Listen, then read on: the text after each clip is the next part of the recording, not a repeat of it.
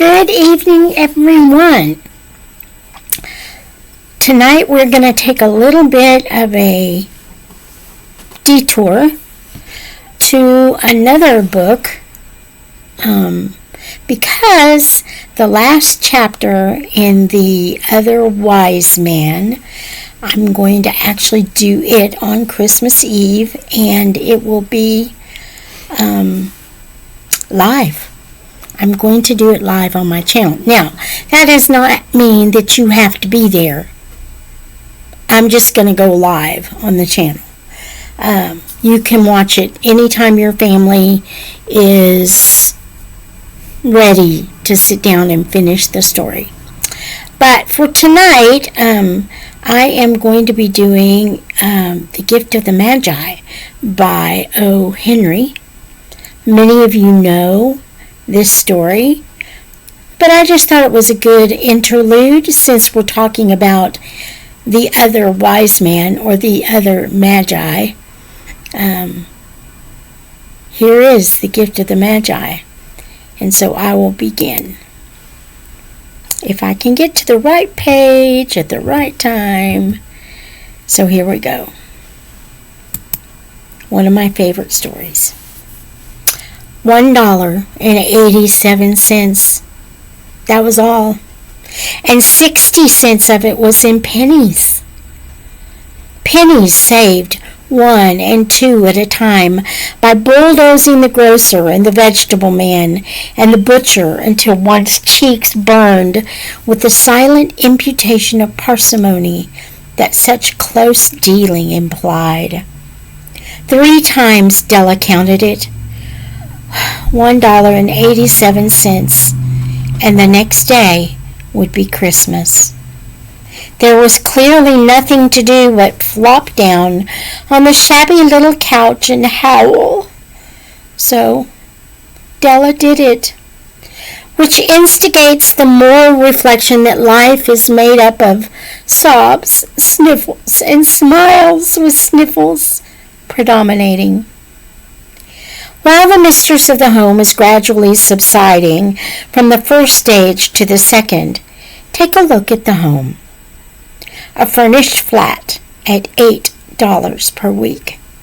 It did not exactly beggar description, but it certainly had that word on the lookout for the mendicancy squad. Big word. In the vestibule below was a letter box into which no letter would go, and an electric button from which no mortal finger could coax a ring. Also, appertaining thereunto, was a card bearing the name Mrs. James Dillingham Young. The Dillingham had been flung to the breeze during a former period of prosperity when its possessor was being paid $30 per week.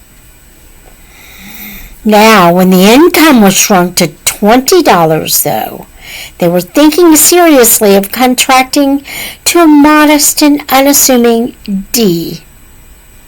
But whenever Mr. James Dillingham Young came home and reached his flat above, he was called Jim, and greatly hugged by Mrs. James Dillingham Young, already introduced to you as Della, which is all very good. Della finished her cry and attended to her cheeks with a powder rag. She stood by the window and looked out dully at a gray cat walking along a fence in a gray backyard. Tomorrow would be Christmas Day, and she had only $1.87 with which to buy Jim a present. She had been saving every penny she could for months with this result. $20 a week doesn't go far. Expenses had been greater than she had calculated. They always are. Only $1.87 to buy a present for Jim. Her Jim. Many a happy hour she had spent planning for something nice for him. Something fine and rare and sterling. something just a little bit near to being worthy of the honor of being owned by Jim. There was a pier glass between the windows of the room. Perhaps you've seen a pier glass in an $8 flat. A very thin and very agile person may, by observing his reflection in a rapid sequence of longitudinal strips, obtaining a fairly accurate conception of his looks. Della, being slender, had mastered the art.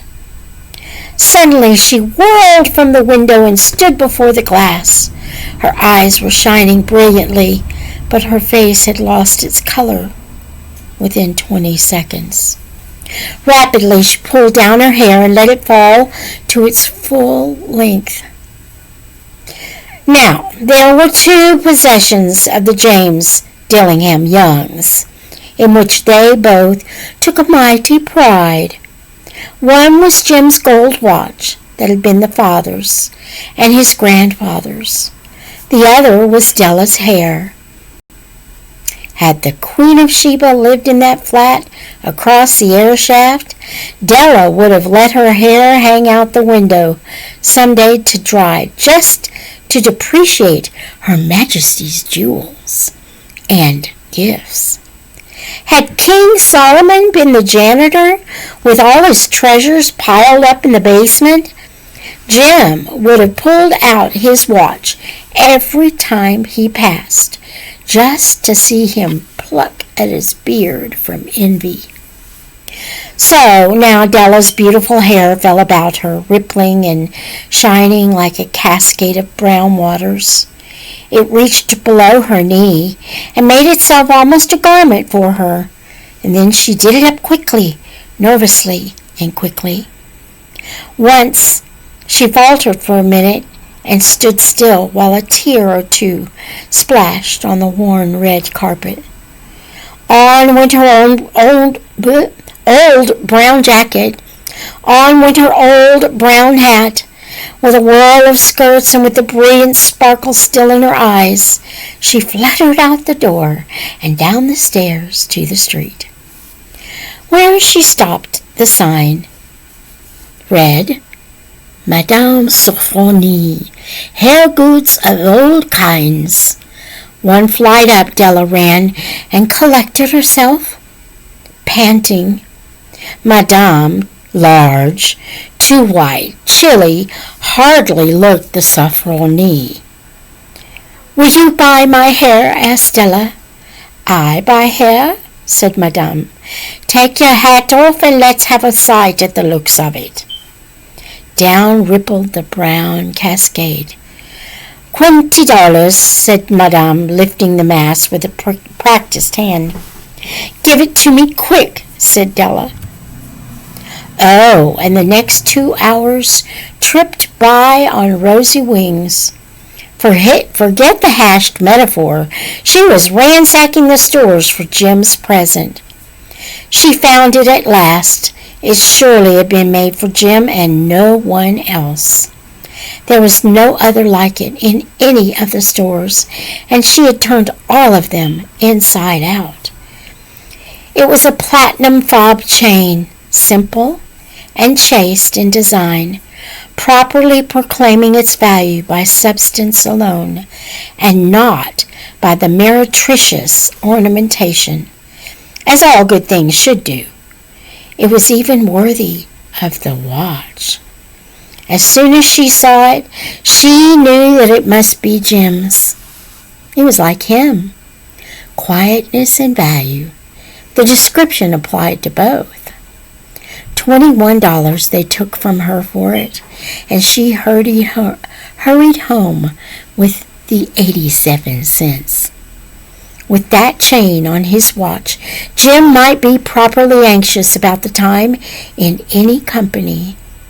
Grand as the watch was, he sometimes looked at it on the sly on account of the old leather strap that he used in place of a chain. When Della reached home, her intoxication gave way a little to prudence and reason. She got out her curling irons and lighted the gas and went to work repairing the ravages made by generosity added to love, which is always a tremendous task, dear friends, a mammoth task.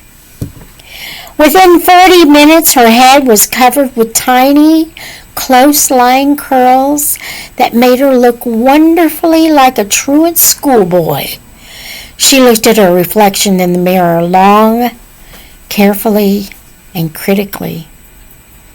"If Jim doesn't kill me," she said to herself, "before he takes a second look at me, he'll say I look like a Coney Island chorus girl.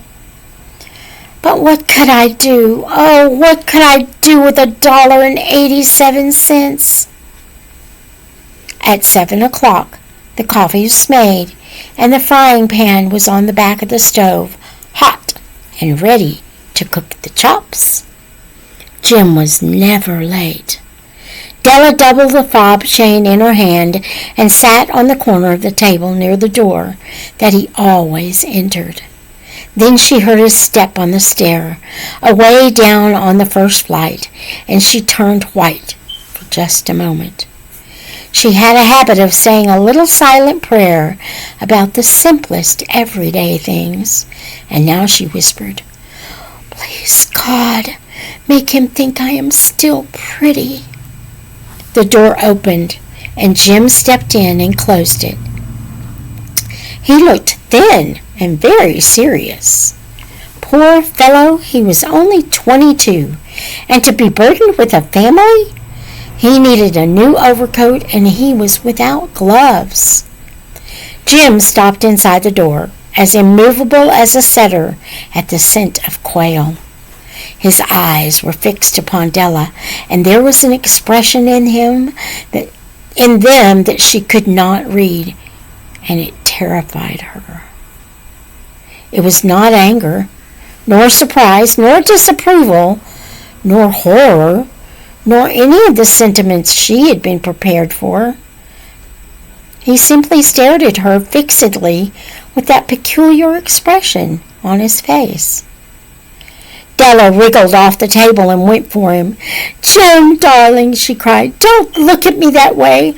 I had my hair cut off and sold because I couldn't have lived through Christmas without giving you a present. It'll grow out again. You won't mind, will you? I just had to do it. My hair grows awfully fast. Say Merry Christmas, Jim, and let's be happy. You don't know what a beautiful, nice gift I've got for you." "You've cut off your hair?" asked Jim, laboriously, as if he had not arrived at that patent fact yet, even after the hardest mental labor. "Cut it off and sold it," said Della. "Don't you like me just as well anyhow? I'm me without my hair, ain't I?" Jim looked about the room curiously. "You say your hair is gone?" he said with an air of almost idiocy. "You needn't look for it," said Della. "It's sold, I tell you, sold and gone too. It's Christmas Eve, boy. Be good to me, for it went for you. Maybe the hairs of my head weren't numbered," she went on with a sudden serious sweetness, "but nobody could ever count my love for you. Shall I put the chops on, Jim?" Out of his trance, Jim seemed quickly to wake. He enfolded his Della. For 10 seconds let us regard with discreet scrutiny some inconsequential object in the other direction. $8 a week or $1 million a year. What is the difference? A mathematician or a wit would give you the wrong answer. The Magi brought valuable gifts, but that was not among them. This dark assertion will be eliminated later on. Jim drew a package from his overcoat pocket and threw it upon the table. "Don't make any mistake, Dell," he said, "about me. I don't think there's anything in the way of a haircut or a shave or a shampoo that could make me like my girl any less. But if you'll unwrap that package, You may see why you had me going a while at first." White fingers and nimble tore at the string and paper, and then an ecstatic scream of joy, and then, alas, a quick feminine change to hysterical tears and wails, necessitating the immediate employment of all the comforting powers of the Lord of the Flat. For there lay the combs, the set of combs, side and back, that Della had worshipped long in a Broadway window. Beautiful combs, pure tortoiseshell, with jeweled rims, just the shade to wear in the beautiful vanished hair. They were expensive combs, she knew, and her heart had simply craved and yearned over them without the least hope of possession. And now they were hers. But the tresses that should have adorned the coveted adornments were gone. But she hugged them to her bosom, and at length she was able to look up with dim eyes and a smile and say, "My hair grows so fast, Jim." And then Della leaped up like a little singed cat and cried, "Oh, oh!" Jim had not yet seen his beautiful present. She held it out to him eagerly upon her open palm. The dull, precious metal seemed to flash with a reflection of her bright and ardent spirit. "Isn't it dandy, Jim? I hunted all over town to find it. You'll have to look at the time 100 times a day now. Give me your watch. I want to see how it looks on it." Instead of obeying, Jim tumbled down on the couch and put his hands under the back of his head and smiled. "Dell," said he, "let's put our Christmas presents away and keep 'em a while. They're too nice to use just at present. I sold the watch to get the money to buy your combs. And now, suppose you put the chops on."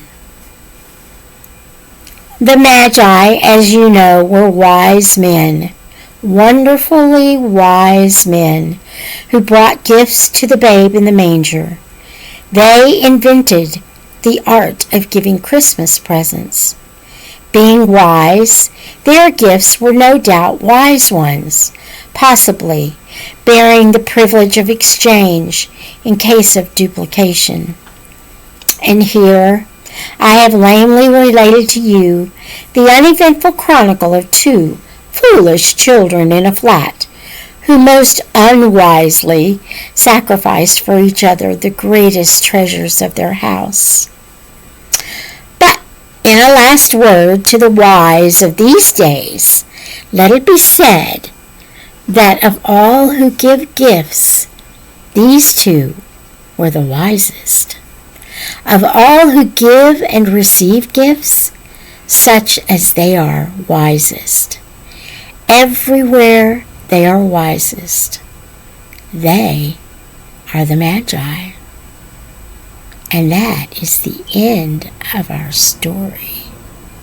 Until next time, may the Lord bless you and keep you. May he make his face to shine upon you and be gracious to you.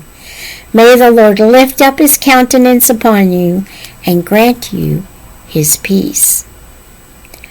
Just a short announcement. Please look out for the time of the live event on this channel tomorrow night. Blessings.